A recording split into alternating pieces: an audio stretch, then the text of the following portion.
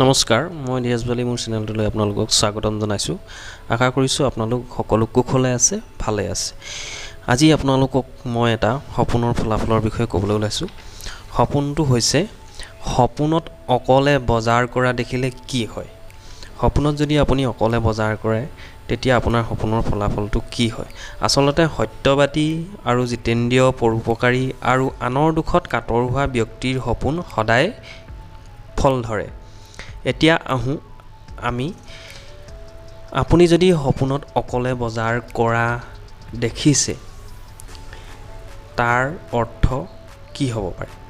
যদি আপুনি সপোনত অকলে বজাৰ কৰা দেখিছে, আপোনাৰ জীৱনলৈ আৰ্থিক উন্নতি হ'ব,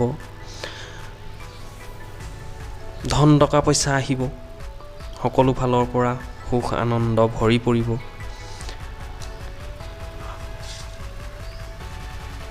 পুৰুষৰ ক্ষেত্ৰত সোঁফাল আৰু নাৰীৰ ক্ষেত্ৰত শৰীৰৰ বাওঁফাল তল কৰি শুই থকা অৱস্থাত দেখা সপোন সদ্যহতে সঁচা হয় বুলি প্ৰকাশ।